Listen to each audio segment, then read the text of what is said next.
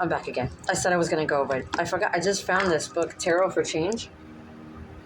And I got it at the library with the other books, and I forgot I had it. Using the cards for self-care, acceptance, and growth. But the meanings of the cards in this book are like a whole page long, so I want to see if we get a card. I already...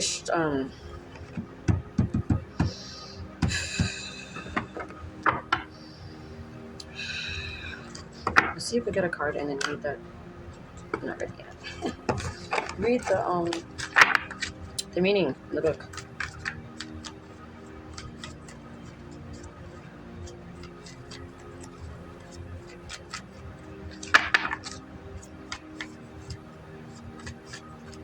So satisfying watching them.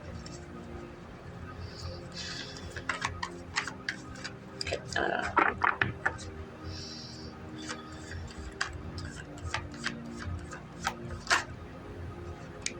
okay, I said one. Okay, because it's long.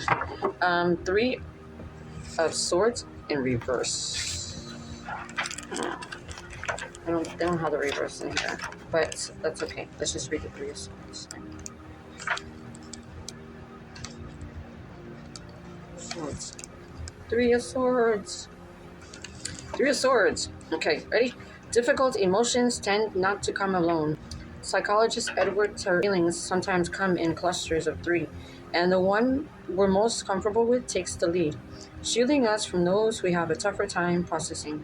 The leading emotion is difficult for everyone. For some, anger takes the lead and creates a shield from deep sadness. It isn't that sadness is inherently tougher to feel or process than anger, but perhaps that it is coupled with a third feeling, shame around having been rejected in sad moments as a child. Other people may be more able to express sadness because they see their anger as too dreadful. Expressing or even feeling fury might be accompanied by overwhelming guilt. Tabor says that change becomes possible when we're able to come to grips with each feeling in the triad, the sadness, the anger, and the guilt or shame, making way for each to be safely expressed. And it doesn't necessarily need to be resolved right then and there. But the idea is to bring those feelings from the underground to the surface, where we can have a better shot at working with them. One sword will be sufficient to illustrate heartbreak, but in this card we see 3. A central sword might represent the emotion we tend to lead with.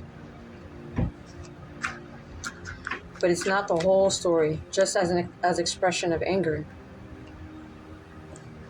or sadness rarely gives us a full picture of what lies beneath.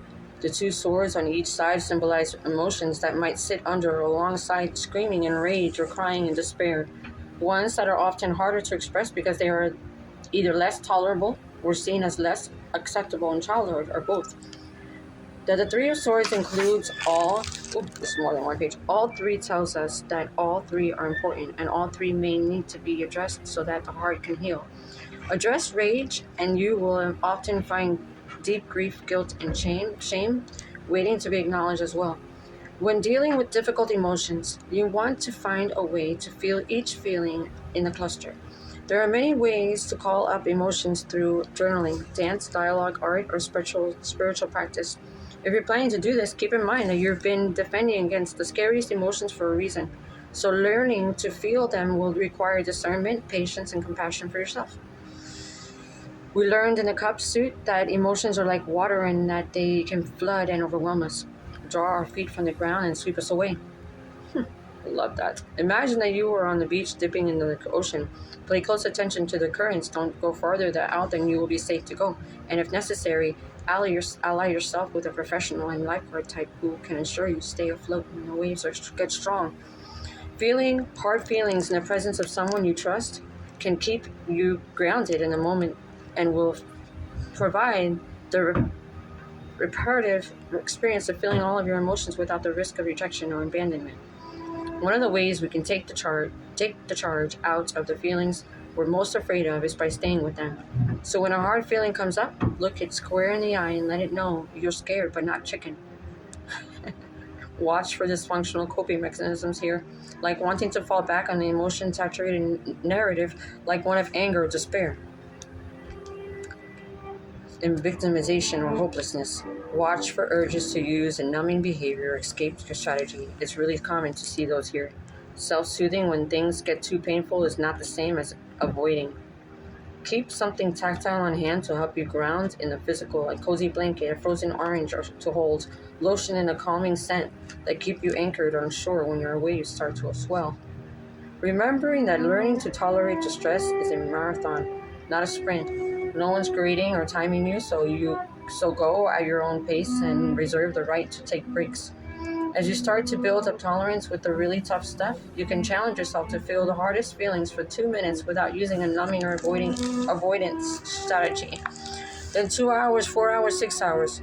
As you go, I think you'll learn some important secrets about the lifespan of the really intense ones. Positive psychology research has suggested that it is not the amount of happiness, but the range of emotions we have the capacity to feel that predicts well-being. People who only know how to express anger often find themselves increasingly isolated because anger is often unpleasant, scary, or difficult for others to be around. Mine wasn't such anger or like grief or guilt. Mine was more an uncomfortable feeling around certain people that made me feel very awkward, and I just wanted to run away.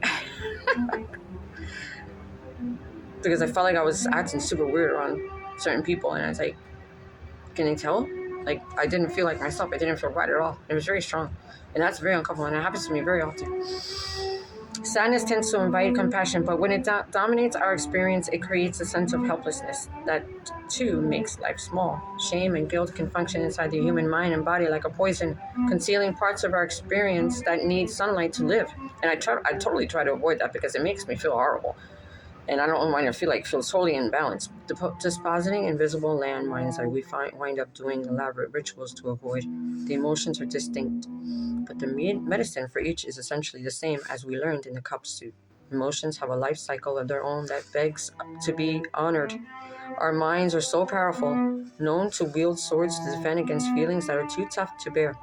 And so our work is to notice the ways in which we haven't made space and create that, so that emotions do not become lodged in the heart, in turn keeping us stuck in the old thoughts, feelings, and behaviors that betray our growth and well-being.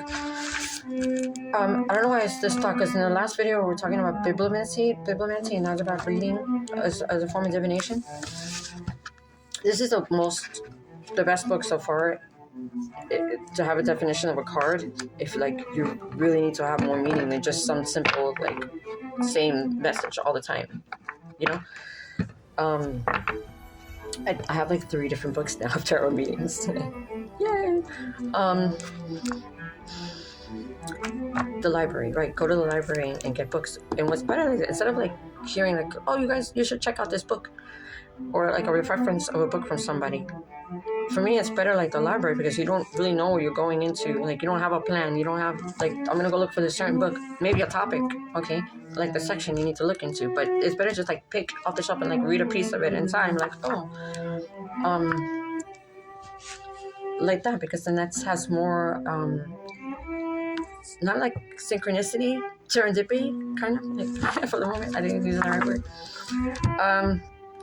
For me, that works for me. I don't know if that's how anybody else, but I'm sure a lot of people who are spiritual probably do the same.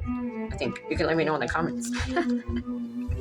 All right, guys, I'm gonna go as my child is practicing cello.